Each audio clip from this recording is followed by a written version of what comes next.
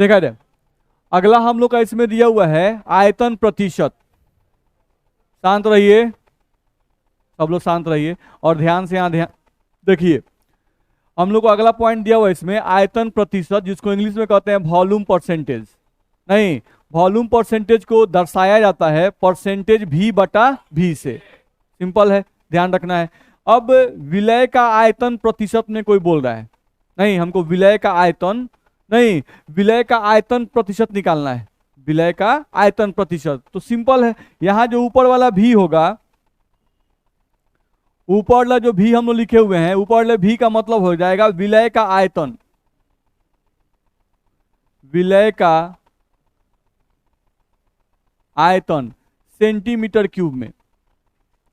ये हमेशा ध्यान रखिएगा, हम पहले ही बताए हैं कि 1 सेंटीमीटर क्यूब बराबर 1 मिलीलीटर। ध्यान रखना है, सेंटीमीटर क्यूब और मिलीलीटर सेम यूनिट है। नहीं तो कहीं कहीं बुक में लिखा रहता है विलय का आयतन मिलीलीटर में, नहीं तो हम मिलीलीटर लिखें चाहे सेंटीमीटर क्यूब लिखें, दोनों बात क्या है, सेम है। ठीक है, चलो तो परसेंटेज वॉल्यूम बटा वॉल्यूम का हमको लिखना है फॉर्मूला। नहीं, और हमको किसका आयतन प्रतिशत निकालना है, विलय का। तो जिसका आयतन प्रतिशत निकालना है बाबू उसको ऊपर रखो। नहीं तो वही हम किए हैं, देख लो, विलय का आयतन सेंटीमीटर क्यूब में। ठीक है, चलो दूसरा यहां पर देखें हम लोग, बट्टा, यहां पे आ जाए नीचे वाला भी, तो फिर वही विलयन का आयतन,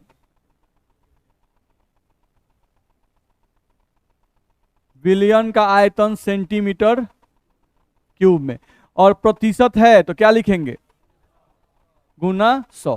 ध्यान रखना है, तो सिंपल सा ये फॉर्मूला हो जाएगा। ये सिंपल देखा जाए तो परसेंटेज W/W की तरह नहीं है, क्या है, बिल्कुल वहां पर बस ग्राम था, यहां पर क्या है, सेंटीमीटर क्यूब है, वहां पर भार था और यहां पर आयतन है।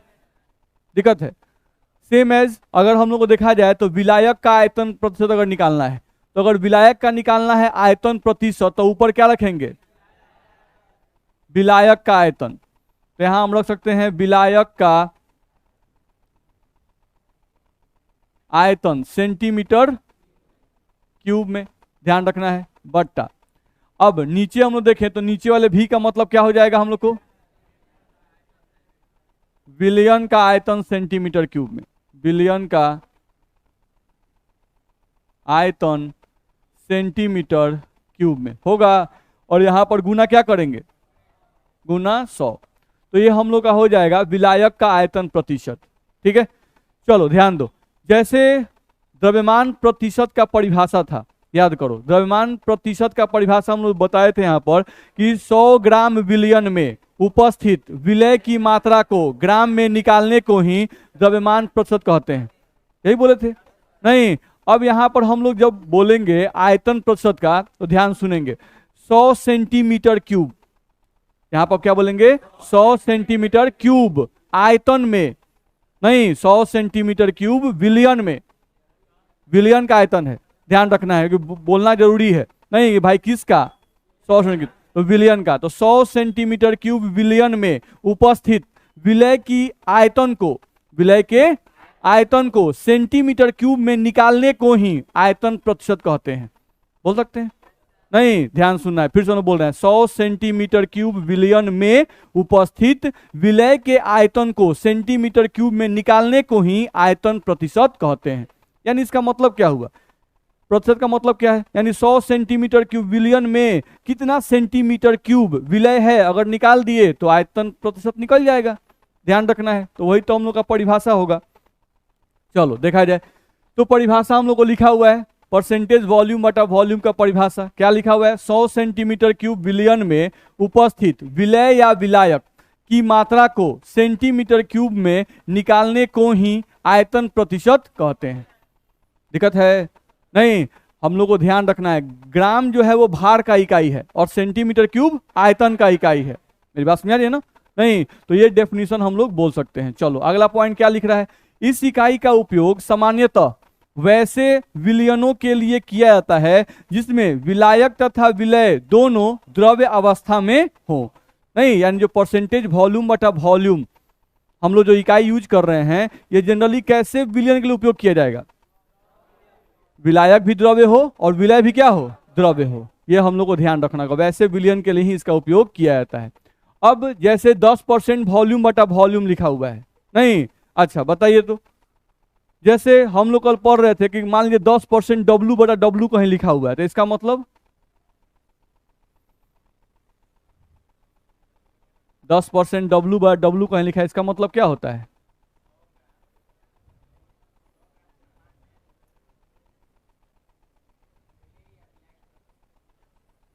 100 ग्राम काची का द्रव्यमान है? बिलियन द्रव्यमान में, 100 ग्राम बिलियन के द्रव्यमान में, चलिए हाँ, 10 ग्राम विलय या विलायक है, बोल सकते हैं। बैठिए, हम लोग को यहाँ पर ध्यान रखना है कि जनरली जब भी कुछ इंफॉर्मेशन नहीं दिया रहे विलय या विलायक, तो जनरली हम लोग विलय बोलेंगे, क्योंकि हम बताए थे कि जनरली विलय, हम लोग जो विलयन की सांद्रता पढ़ते हैं, एक्चुअली इसका मतलब होता है विलय की सांद्रता। इसका मतलब क्या होता है? विलय की सांद्रता। तो जब भी कहीं 10% डब्लू बटा डब्लू लिखा हुआ है, तो इसका मतलब 100 में 10 नहीं, यानी कि 100 ग्राम विलयन में 10 ग्राम विलय उपस्थित है। नहीं, डब्लू बाई डब्लू रहे तो 100 में भी ग्राम, अब विलय की मात्रा में भी ग्राम, और वही अगर भी बटा भी रहे तो 100 में भी सेंटीमीटर क्यूब और विलय की मात्रा में भी सेंटीमीटर क्यूब। दिक्कत है। तो अगर 10% वॉल्यूम बटा वॉल्यूम लिखा हुआ है, तो बताएंगे मृत्युंजय जी क्या पढ़ सकते हैं इसको?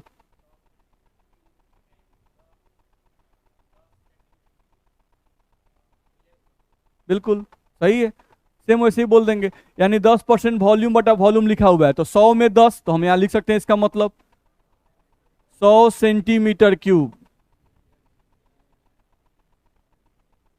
बिलियन में 10 सेंटीमीटर क्यूब विलय उपस्थित है या घुला हुआ है। बोलो, दिक्कत है? नहीं, कहीं हमको कोई दे दिया 5% वॉल्यूम बटा वॉल्यूम, नहीं 5% वॉल्यूम बटा वॉल्यूम दे दिया, बोलो, लिखा हुआ है 5% वॉल्यूम बटा वॉल्यूम, मतलब क्या है? बाकी लोग चुप रहिए, हाँ बोलिए।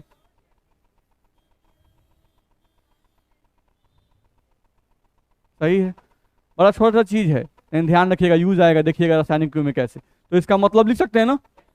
बैठिए, चलिए अगले पॉइंट पे आइए। नहीं, जो कि याद करना है, नहीं ये एनसीईआरटी में लिखा हुआ है, हम लोग पिछले क्लास से भी एक याद किए थे, नहीं याद किए थे ना? चलिए बताएंगे निखिल जी।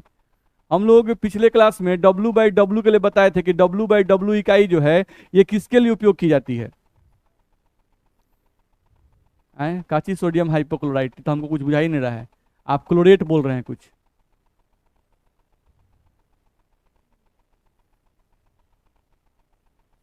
बोलिए, कुछ बताया गया था? बैठिए, चलिए सर।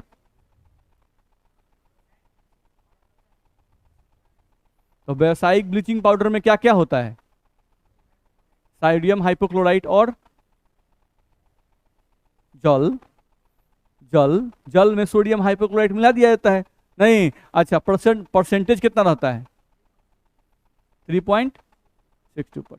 बैठिए, ठीक है, तो ये सब ध्यान में रखना है, बस में रहा है ना, ये सब ऑब्जेक्टिव में डायरेक्ट क्वेश्चन चला जाता है, नहीं कि भाई जो हम लोगों का ब्लीचिंग सॉल्यूशन बनता है, विरंजक जो विलयन बनता है, उसमें हम लोग कौन सा यौगिक यूज करते हैं? तो हम पढ़ाए थे सोडियम हाइपोक्लोराइट यूज करते हैं, नहीं ध्यान रखना है। फिर हम लोग को ये बताया गया था कि भाई पानी में सोडियम हाइपोक्लोराइट की मात्रा कितनी होनी चाहिए, तो वो बताया गया था, नहीं, तो ये सब याद रखना है। चलिए, सेम वैसा ही एक और बात आपको आ रहा है, देखो हम लोग यहां से एक टर्म पढ़ते हैं, थोड़ा ध्यान दो, आगे भी हम लोग को मिलेगा, थोड़ा सा यहाँ पे हम लोग पढ़ लेते हैं। देखो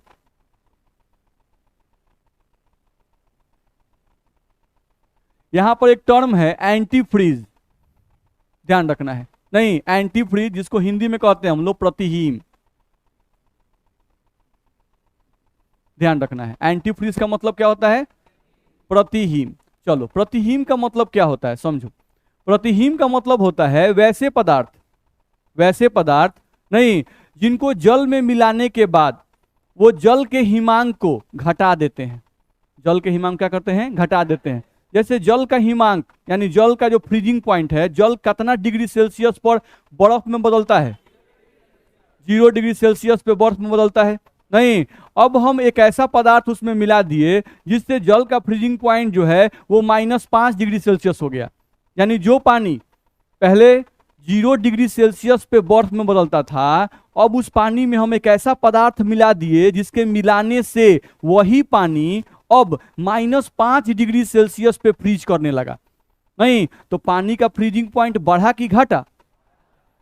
बढ़ा। घट न गया जी?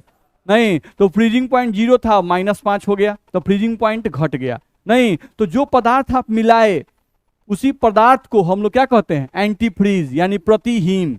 ध्यान रखना है, जो पानी के फ्रीजिंग पॉइंट को घटा देता है। इतना में दिक्कत है? ठीक है, चलो। तो हम लोग को देखा जाए तो जनरली प्रतिहीन का यूज क्यों किया जाता है? प्रतिहीन का यूज जो है, एंटी फ्रीज का यूज क्यों किया जाता है? समझो, जैसे 4 व्हीलर हम लोग के पास रहता है, नहीं तो 4 व्हीलर में रेडिएटर होता है, और पहले रेडिएटर में पानी डाला जाता था। क्या डाला जाता था? पानी। नहीं, अब उस तुम 4 व्हीलर को लेके किसी ठंडे प्रदेश में चले गए जहाँ का टेम्परेचर जो है वो तुमको 0 डिग्री सेल्सियस से कम है। नहीं, तो होगा क्या? जो पानी रेडिएटर में डाले हैं वो पानी जम जाएगा। जब वो पानी जम जाएगा तो होगा क्या? रेडिएटर फट जाएगा। रेडिएटर क्या होगा? फट जाएगा। काहे फट जाएगा भाई रेडिएटर? तो रेडिएटर इसलिए फट जाएगा क्योंकि बर्फ का आयतन पानी के आयतन से ज्यादा होता है। नहीं, जैसे ही आप एक गिलास पानी रखे हैं, नहीं जैसे एक गिलास ले लीजिए, गिलास में आधा गिलास पानी रख दीजिए, अब हम मार्क कर दीजिए। नहीं, अब मार्क करके उसको फ्रिज में रख दीजिए। जब जमेगा वो बर्फ में बदलेगा तो उस मार्क से थोड़ा ऊपर चला जाएगा वो। नहीं, यानी बर्फ का आयतन क्या होता है? ज्यादा होता है। पानी जब बर्फ में बदलता है तो उसका आयतन बढ़ जाता है।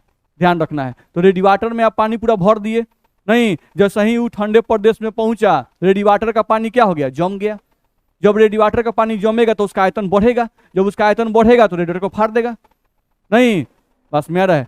ठीक है, तो बढ़िया बढ़िया गाड़ी का रेडिएटर अब 10,000 20,000, नहीं जैसन गाड़ी वैसा उसका कीमत। नहीं, तो पानी कौन सी का है? फ्री का कि दाम लग रहा है? फ्री का है। नहीं, फ्री का पानी उसमें डाले थे, उसके चक्कर में कितना हो गया? 10-15 लॉस में चला गया।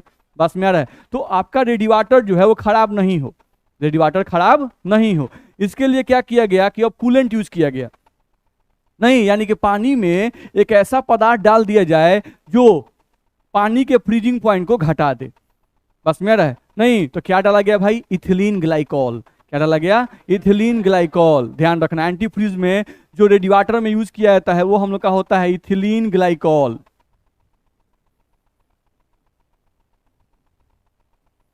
ध्यान रखना। अब इथिलीन ग्लाइकॉल, नहीं जिसको हम लोग लिखते हैं ऐसे फॉर्मूला CH2OH, CH2 और OH।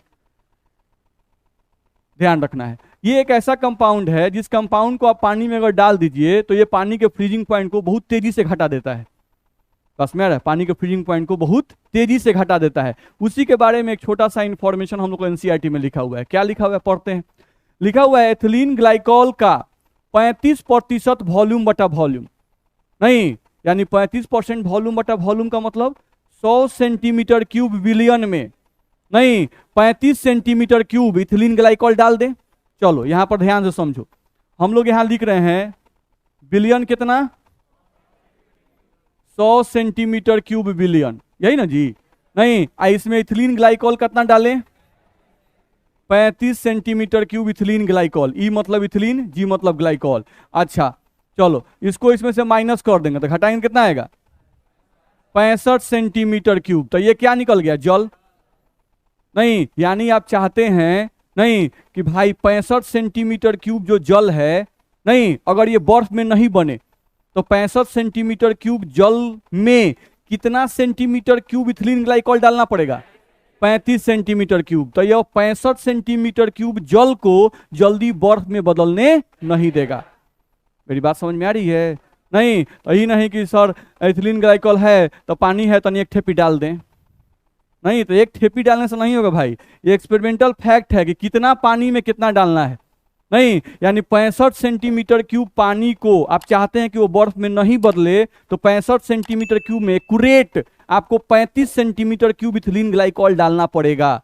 नहीं, तो वो 35 सेंटीमीटर क्यूब जो इथिलीन ग्लाइकॉल है वो सिर्फ 65 सेंटीमीटर क्यूब जो पानी है उसको बर्फ में बनने नहीं देगा। बाकी उससे ज्यादा अगर पानी होगा तो बाकी सब बर्फ में बदल जाएगा। ध्यान रहा है, इस पे न्यूमेरिकल भी आएगा। हाँ बोलिए। हैं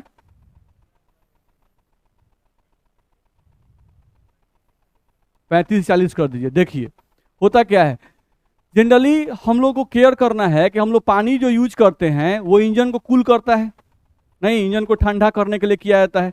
नहीं, वो होता क्या है कि पानी में आप इथिलीन ग्लाइकॉल उतना ही डालना है कि पानी जो है वो बहुत गाढ़ा नहीं हो जाए। अगर बहुत गाढ़ा हो जाएगा तो रेडिएटर का नाक का मुंह बंद कर देगा। मेरी बात समझ में आ रही है?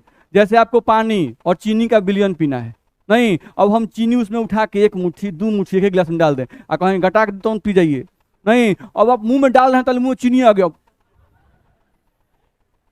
नहीं बस में आ रहा है, हमको जल्दी पियो जल्दी पियो। अरे मेरा बात समझ में आ रहा है? तो हुआ क्या, नाक मुंह बंद होना शुरू। ध्यान रहा है, तो आपको पानी में इथिलीन ग्लाइकॉल उतना ही डालना है कि पानी आपका बहुत गाढ़ा नहीं हो जाए। वो गाढ़ा नहीं होगा तो इवोपरेट नहीं होगा, इवोपरेट नहीं होगा तो इंजन को कूल नहीं करेगा वो। मेरी बात समझ आ रहे हैं? तो हर एक चीज का मात्रा इसीलिए फिक्स किया गया है, ये ध्यान रखना है।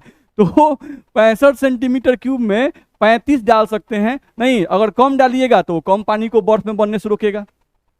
बस मेरा है, और ये भी केयर करना है कि पानी आपका ज्यादा गाढ़ा नहीं हो। ज्यादा गाढ़ा होगा तो फिर उसका जो वर्क है वो वर्क नहीं कर पाएगा। आपका रेडिएटर जो है वो ढंग से पानी को एब्जॉर्ब ही नहीं कर पाएगा, क्योंकि इंजन को हमेशा पानी चाहिए, और वो पानी किस रूप में चाहिए, उसको लाइट फॉर्म में चाहिए। बस मेरा है, आप ज्यादा गाढ़ा कर दीजिएगा तो इंजन के पास वो कूलिंग पहुंच ही नहीं पाएगा, नहीं पहुंचेगा तो आपका इंजन फिर से गर्म हो जाएगा, गाड़ी जल्दी खराब होगी। बात समझ में आ रहा है? तो हर एक चीज बड़ा कैलकुलेटिव है। बोलिए, कुछ बोलना चाहते हैं?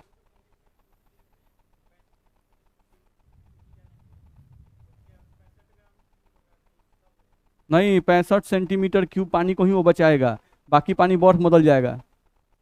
हाँ, इस पे क्वेश्चन है भाई, हम लोग पढ़ेंगे कि 100 ग्राम के पानी में इतना ग्राम इथिलीन ग्लाइकॉल बताया बनाया गया, नहीं तो बताइए कितना पानी बर्फ में बदल गया, कितना पानी बच गया, ये सब पढ़ना है। तो न्यूमेरिकल भी आएगा, आएगा पढ़ेंगे। चलिए अब ध्यान से। हाँ सब जगह बिल्कुल।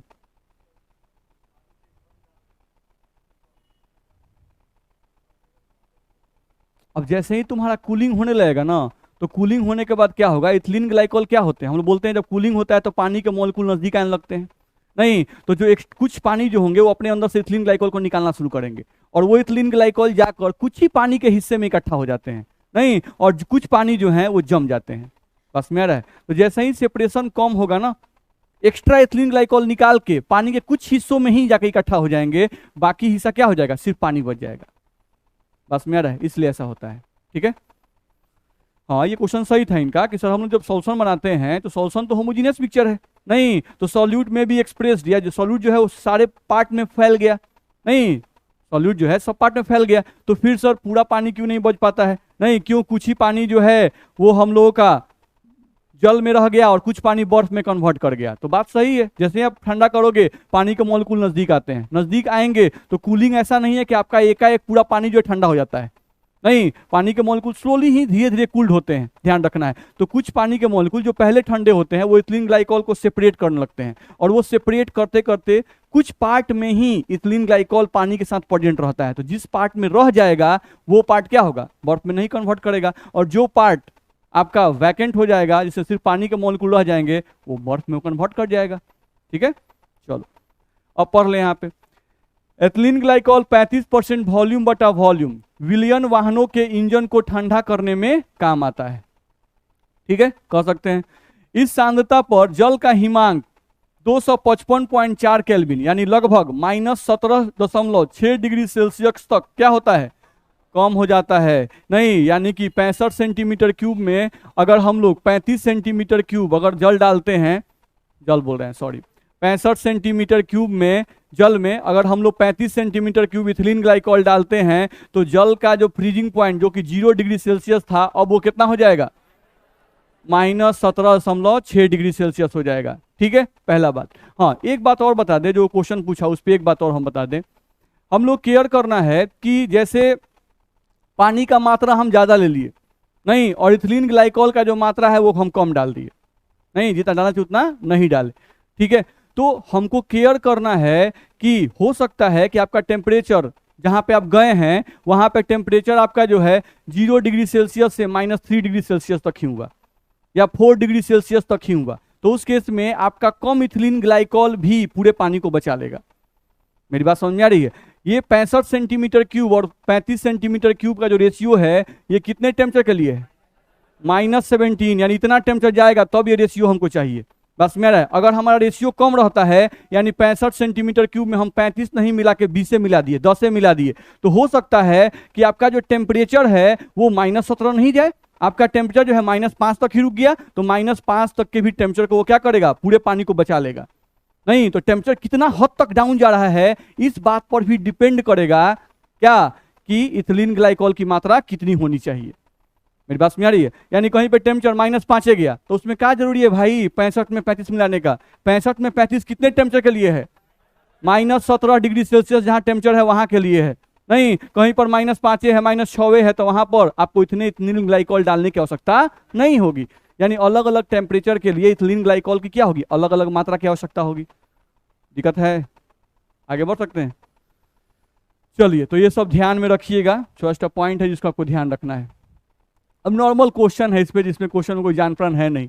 देखा जाए, यहां लिखा हुआ है, ध्यान से पढ़िए, 500 सेंटीमीटर क्यूब विलयन में 20 सेंटीमीटर क्यूब विलय घुला हुआ है तो आयतन प्रतिशत ज्ञात करें।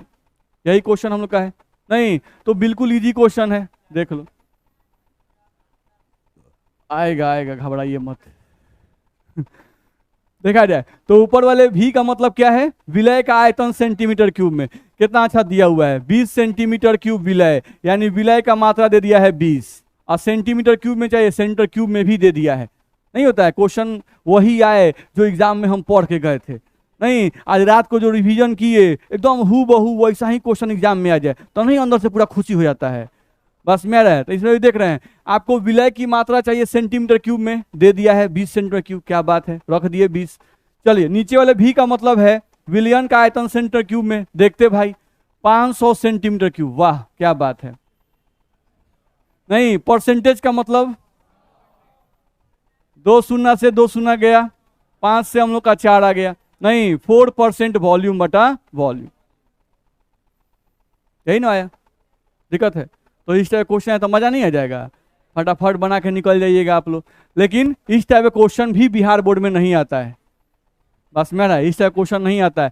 ज्यादातर क्वेश्चन आपका जो भी आएगा सॉल्यूशन से बिहार बोर्ड में भी वो रासायनिक इकाई से ही आता है। बस मेरा, ठीक है। देखा जाए, अब ये दिया हुआ है 200 सेंटीमीटर क्यूब। देखा जाए 10% वॉल्यूम बटा वॉल्यूम NaOH के जलीय विलयन में NaOH का भार ज्ञात करें। अब यहां पर देखा जाए तो हम लोग को भार दे दिया हुआ है, लेकिन यहां होना क्या चाहिए? आयतन। भार भी हो सकता था अगर खाली डेंसिटी दे देता तो। नहीं, तो यहां पे हम लोग क्या डालेंगे? आयतन। आयतन ज्ञात करना है हम लोग को, ध्यान रखना है। तो बिल्कुल इसी क्वेश्चन था। अगर हमको इसको ऑब्जेक्टिव के लिए बनाना होता तो सीधे हम 200 का 10% निकाल देते। 200 गुना 10 बटा 100, 2 शून्य से 2 शून्य कट जाता, 20 सेंटीमीटर क्यूब, यही आपका आंसर चला आता।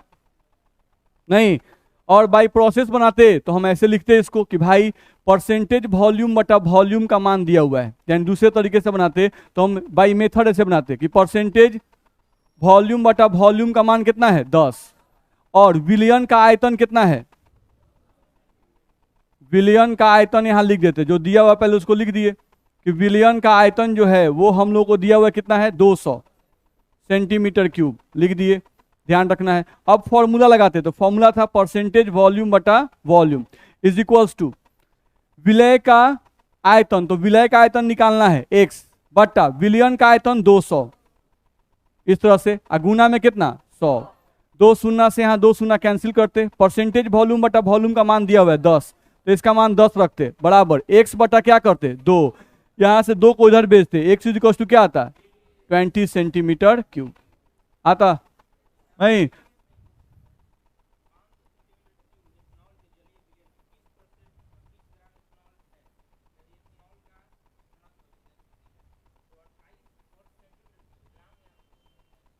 ग्राम पर सेंटीमीटर क्यूब होगा। देखिए क्वेश्चन, टाइपिंग कहीं मिस्टेक किया होगा।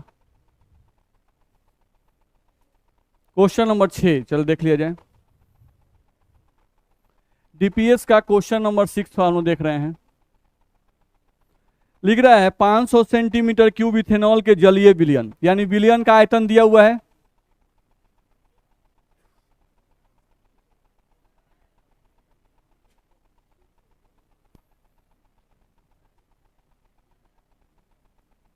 पाँच सौ सेंटीमीटर क्यूब, 20 ग्राम इथेनॉल है। इथेनॉल का भार दिया हुआ है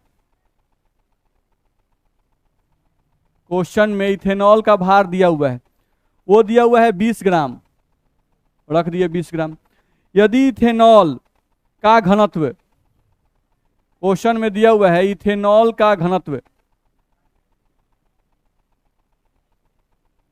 चलिए ये 28 नहीं है, सुधारिए उसको, 2 ग्राम पर सेंटीमीटर क्यूब लिखेंगे। क्या लिखेंगे? 2 ग्राम पर सेंटीमीटर क्यूब, वो टाइपिंग मिस्टेक है। 2 और जो 8 लिखा हुआ है वो 8 नहीं है, वो ग्राम है। वो क्या है? ग्राम है। 2 ग्राम पर सेंटीमीटर क्यूब। तो विलयन का आयतन प्रतिशत निकालें, परसेंटेज वॉल्यूम बटा वॉल्यूम आपको ज्ञात करना है, यही क्वेश्चन है। ठीक है, तो हम लोग कुछ करना नहीं है। देखो तो यहां पर ध्यान दें, यहां पर हम लोग ऊपर ले, भी का मतलब क्या है? विलय का आयतन सेंटीमीटर क्यूब में, यही इसका मतलब है। नहीं तो हमको विलय कौन है? इथेनॉल। इथेनॉल का भार दिया हुआ है और इथेनॉल का घनत्व दिया हुआ है, तो भार और घनत्व के मदद से आयतन नहीं निकलेगा? निकल जाएगा। तो यहां पे हम लोग चाहते तो इन दोनों के मदद से इथेनॉल का आयतन निकालते। तो इथेनॉल का आयतन निकालना है तो volume is equal to mass बटा डेंसिटी। मास कितना दिया हुआ है? 20 ग्राम, रख देते। डेंसिटी कितना दिया हुआ है? 2 ग्राम पर सेंटीमीटर क्यूब, तो 2 ग्राम पर सेंटीमीटर क्यूब। ग्राम से ग्राम कट गया, 2 से 10 बराबर में आ गया 10 सेंटीमीटर क्यूब। तो यहां से हमको विलय का आयतन निकल गया। अब परसेंटेज वॉल्यूम बटा वॉल्यूम निकालना है, परसेंटेज वॉल्यूम बटा वॉल्यूम। तो ऊपर वाले भी का मतलब 10, नीचे वाले भी का मतलब 500, गुना में कितना? 2 शून्य से 2 शून्य जाता, 5 से 2 जाता, यानी 2% वॉल्यूम बटा वॉल्यूम। आएगा कि नहीं आएगा?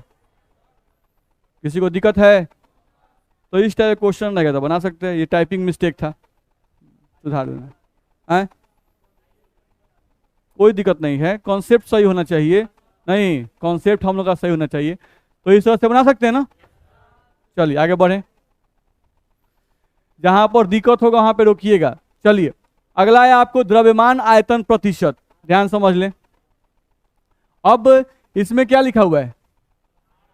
द्रव्यमान आयतन प्रतिशत, नहीं तो द्रव्यमान आयतन यानी बोलेंगे इसको मास वॉल्यूम परसेंटेज, ध्यान रखना है। तो यहाँ पे लिखा गया, इसको कैसे दर्शाएंगे? तो परसेंटेज W बटा V, नहीं क्योंकि ऊपर द्रव्यमान है इसलिए W ऊपर है, और नीचे आयतन है इसलिए हम लोग का नीचे क्या होगा? वॉल्यूम।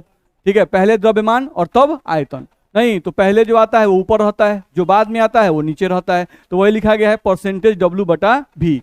अब जनरली विलय वाला ही यूज में आता है तो हम उसी फॉर्मूला को बस लिख रहे हैं। अब ऊपर जो W लिखा हुआ है, इस W का मतलब होगा विलय का भार ग्राम में। जब भी W रहेगा तो इसका मतलब होता है ग्राम, और जब भी V रहेगा तो सेंटीमीटर क्यूब। किस में? फिजिकल यूनिट में। कहां पर? फिजिकल यूनिट में। केमिकल यूनिट में ये बात लागू नहीं करेंगे, ध्यान रखना। लेकिन फिजिकल यूनिट में कहीं भी W दिखाई दे यानी ग्राम लगाना है, और V दिखाई दे यानी सेंटीमीटर क्यूब लगाना है, यह ध्यान रखना है। ठीक है, तो W यानी विलय का भार ग्राम में। W जो है वो भार को रिप्रेजेंट करता है, नहीं तो ध्यान रखना है। और नीचे हम लोग का दिया गया है V, तो नीचे वाले V का मतलब क्या होगा? विलयन का आयतन सेंटीमीटर क्यूब में, ध्यान रखना है, और मल्टीप्लाइड बाई 100। तो ये फॉर्मूला हो गया परसेंटेज W बटा V का। नहीं विलायक के रूप में भी आप चाहें तो लिख सकते हैं, लेकिन मेनली यूज यही आता है, ध्यान रखना है। ठीक है, तो W बटा V का फॉर्मूला हम लोग का सिंपल है, विलय का भार ग्राम में, नीचे वाले V का मतलब विलयन का आयतन सेंटीमीटर क्यूब में, और परसेंटेज का मतलब गुना 100। इतना में दिक्कत किसी को आगे बढ़ सकते हैं, चलो। अब इसी का डेफिनीशन है, तो जैसे बाकी का परिभाषा दिए थे वैसे ही इसका ही परिभाषा देंगे, ध्यान रखना है। अब ऊपर हम लोगों का क्या है, W यानी विलय का भार ग्राम में, नहीं, और नीचे क्या है, वॉल्यूम, विलयन का आयतन सेंटीमीटर क्यूब में। और ये जो प्रतिशत है वो जनरली लगता किसके साथ है, W के साथ कि V के साथ, जो नीचे रहता है उसके साथ, ना W के साथ ना V के साथ, जो नीचे रहता है उसके साथ 100 लगता है, ठीक है। तो यहाँ पर नीचे कौन है, V, नहीं, तो उसी के साथ 100 लगाएंगे, तो 100 के साथ क्या लगाएंगे, सेंटीमीटर क्यूब। तो चलो इसका परिभाषा परसेंटेज W बटा V का परिभाषा देना हुआ तो हम लोग बोल सकते हैं कि 100 सेंटीमीटर क्यूब विलयन में उपस्थित विलय के मात्रा को ग्राम में निकालने को ही द्रव्यमान आयतन प्रतिशत कहते हैं। बोल सकते हैं, नहीं, 100 सेंटीमीटर क्यूब विलयन में उपस्थित विलय की मात्रा को ग्राम में निकालने को ही द्रव्यमान आयतन प्रतिशत कहते हैं। बोलो, कह सकते हैं कि नहीं। तो जैसे हम बोल रहे हैं वैसे ही आपको भी अगले क्लास में बोलना है, बुझा रहा है, नहीं। अब हम पूछते हैं तो आए आए आए आए नहीं करना है, बस में आ रहा है ना। चलिए, 100 सेंटीमीटर क्यूब विलयन में उपस्थित विलय या विलायक की मात्रा को ग्राम में निकालने को ही क्या कहते हैं, द्रव्यमान आयतन प्रतिशत कहते हैं। चलो अगले पॉइंट पे आ जाएं। अब देख रहे हो 20% W बटा V लिखा हुआ है, तो कोई बता सकता है, बोलिए। 20% W बटा V लिखा हुआ है, इसका अर्थ क्या है, 20% W बटा V, बोलिए। 100%। चलिए बैठिए, चलिए टेक्निकल आदमी खड़ा होइए।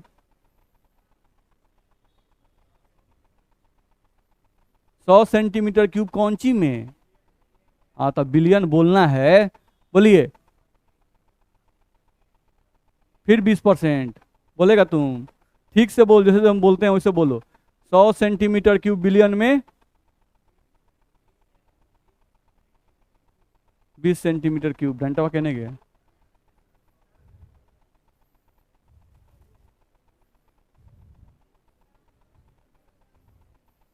बोलो, ठीक से बोलो।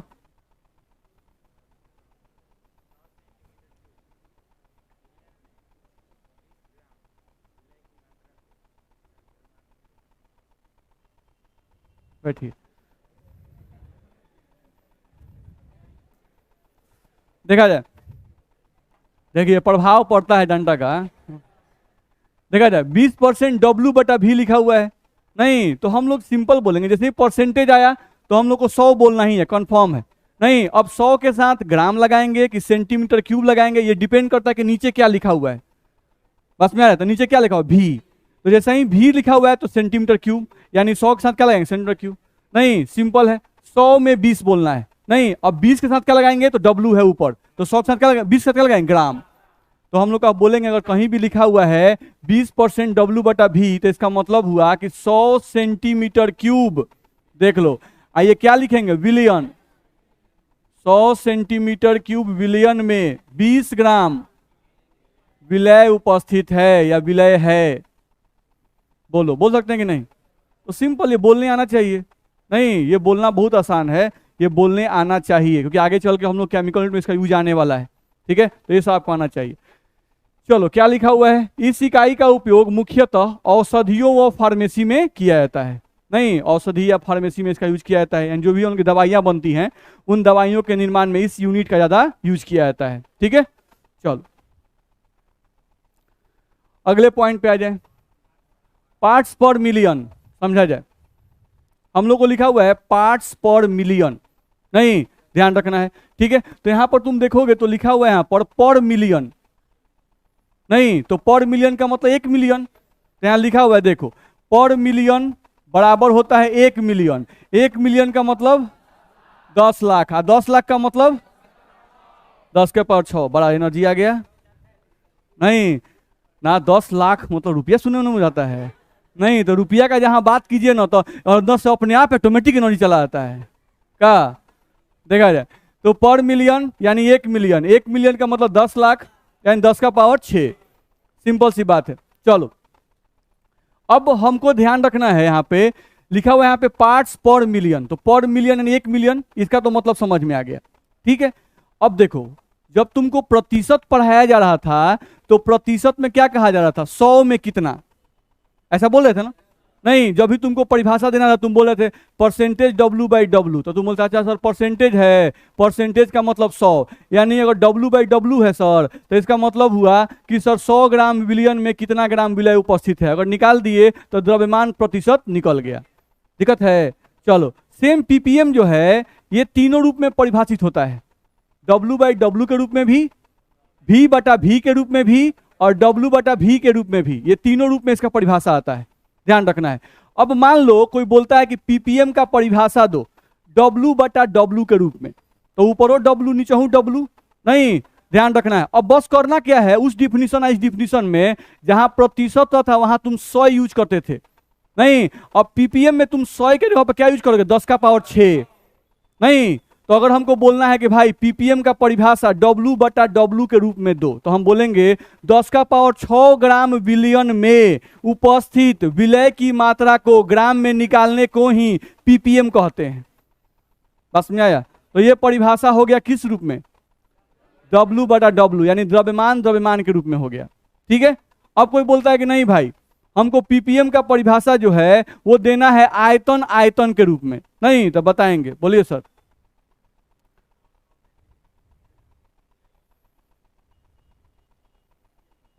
फिर आधा बात बोलते हैं, आधा बात खा जाते हैं। ठीक से बोलिए, गड़बड़ है। चलिए,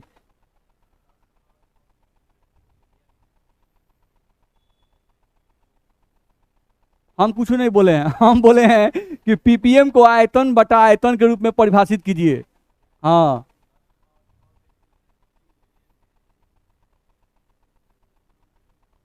बोलिए, फिर से बोलिए।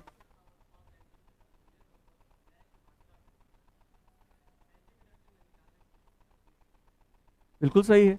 नहीं, बैठिए। हम लोग बोले कि भाई पीपीएम को आयतन बटा आयतन के रूप में बोलना है, तो आप प्रतिशत था परसेंटेज वॉल्यूम बटा वॉल्यूम, तो आप बोलते थे ना भाई 100 सेंटीमीटर क्यूब विलयन में उपस्थित विलय की मात्रा को सेंटीमीटर क्यूब में निकालने को ही आयतन प्रतिशत कहते हैं। तो यहाँ पर वही बोलना है, बस 100 को हटाइए, 10⁻6 लगा दीजिए। 10⁻6 सेंटीमीटर क्यूब विलयन में उपस्थित विलय की मात्रा को सेंटीमीटर क्यूब में निकालने को ही पीपीएम कहते हैं। नहीं, तो ये पीपीएम का डेफिनेशन हो गया आयतन बटा आयतन के रूप में। नहीं, चलिए राजीव जी खड़ा होइए, द्रव्यमान आयतन के रूप में पीपीएम का परिभाषा दीजिए।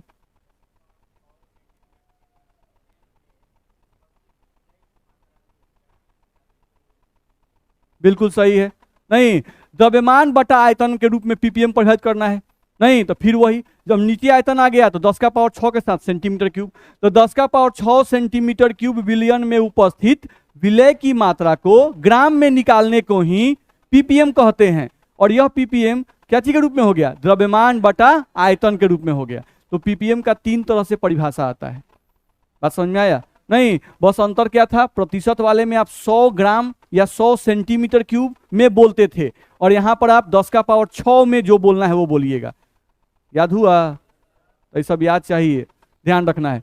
चलिए, तो हम लोग को यहाँ पे देखा जाए तो लिखा हुआ है पीपीएम को, ध्यान से पढ़ लेते हैं। पीपीएम को द्रव्यमान आयतन द्रव्यमान आयतन के रूप में परिभाषित किया जा सकता है। तीनों रूप में परिभाषित किया सकता है भाई। चलो, पीपीएम को द्रव्यमान के रूप में परिभाषित किया गया।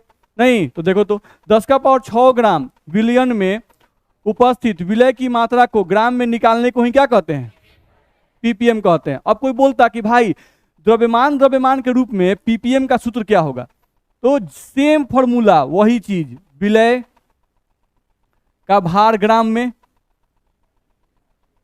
सब कुछ वही रहेगा, विलय का भार ग्राम में बटा विलयन का भार ग्राम में,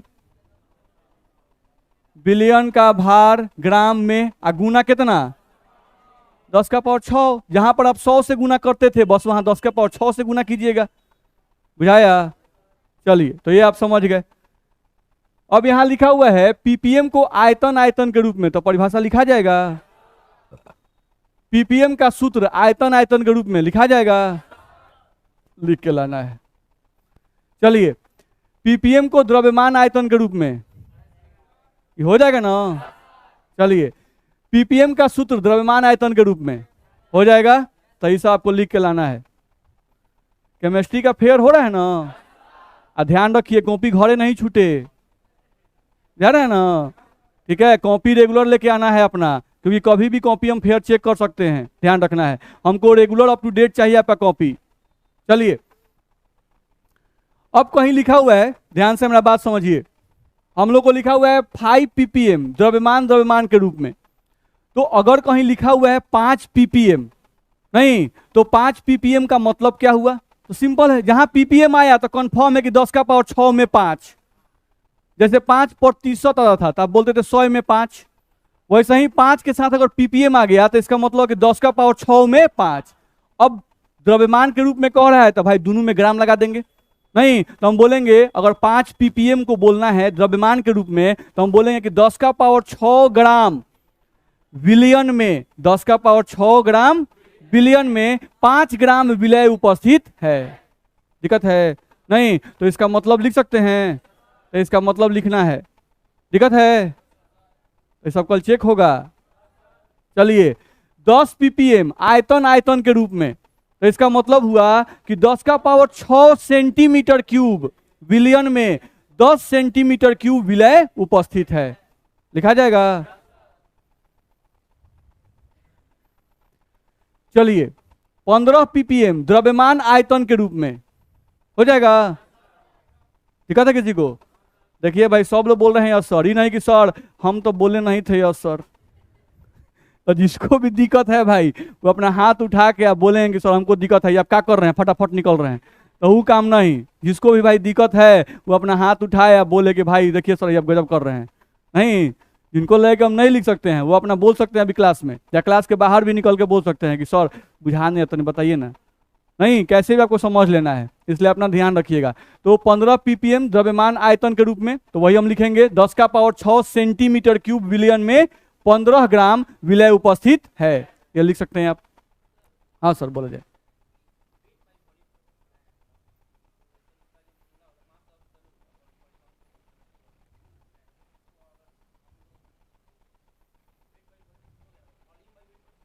काहे नहीं हो सकता है?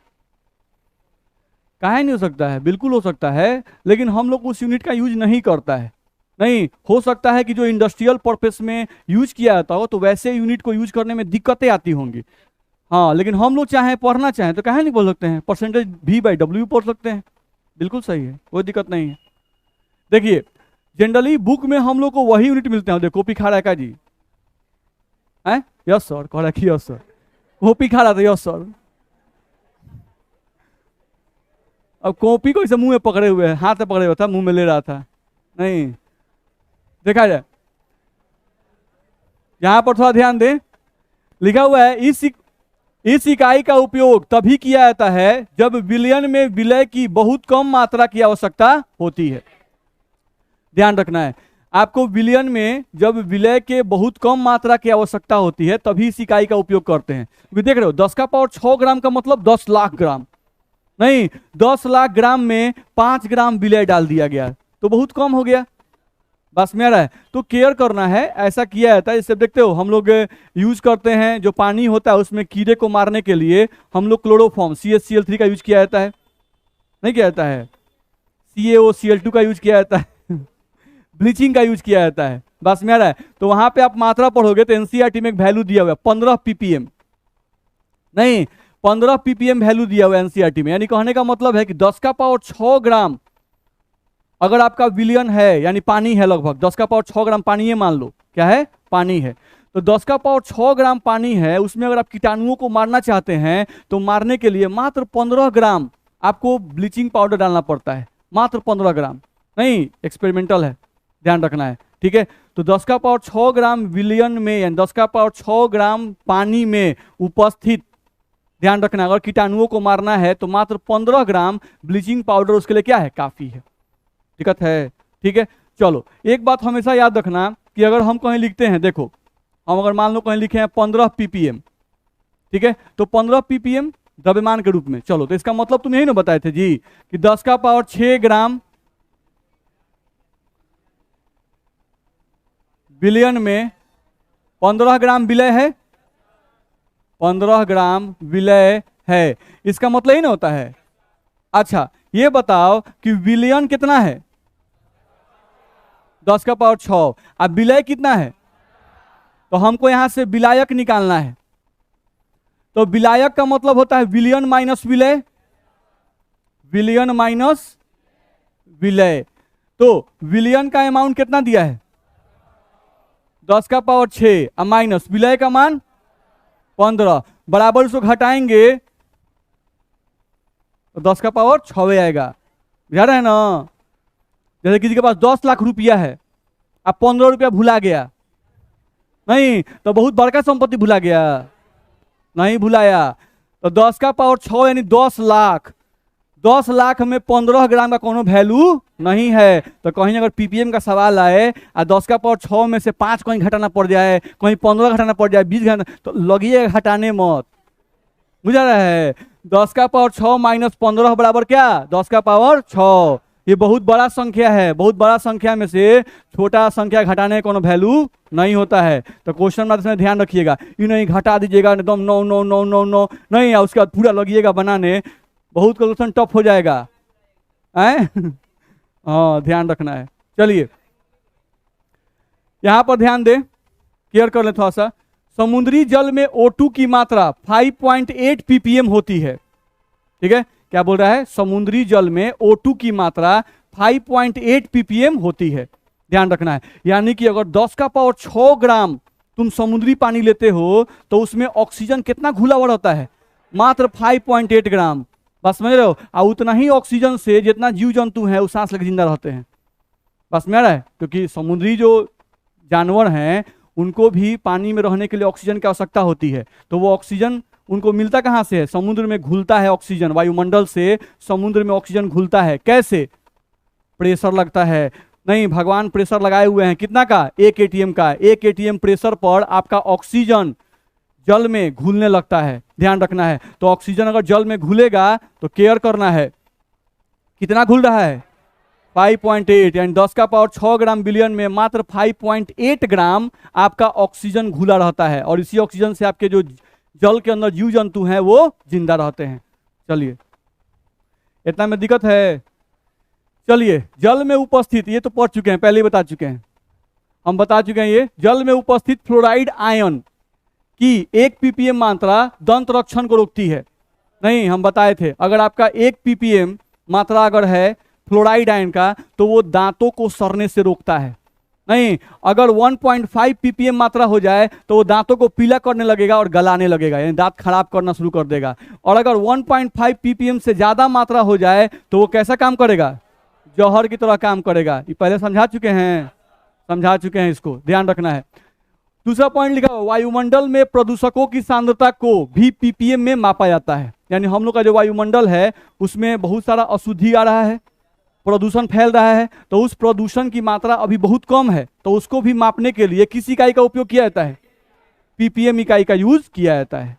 दिक्कत है किसी को भी? तो ppm फिनिश हुआ ना? किसी को कोई परेशानी है? तो ये हम लोग ppm पढ़ लिए। चलिए, अब यहां पे एक क्वेश्चन दिया हुआ है कि 15 ppm को द्रव्यमान प्रतिशत में व्यक्त कीजिए। 15 ppm को द्रव्यमान प्रतिशत में व्यक्त कीजिए। तो चलिए, 15 ppm जो है इसका मतलब हुआ कि 10 का पावर 6 ग्राम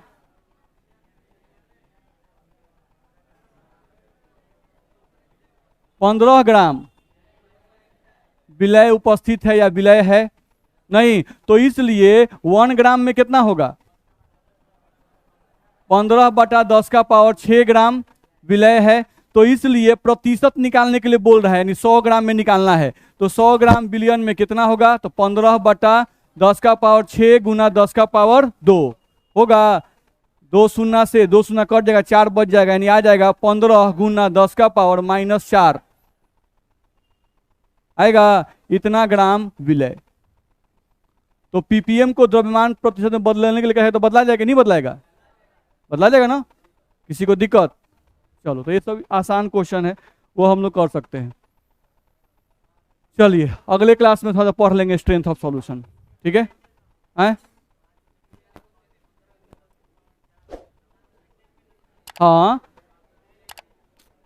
हमको 4% W/W आया। इसका मतलब है कि 100 ग्राम में 4 ग्राम विलय उपजता है, तो विलयवे ना निकलता है।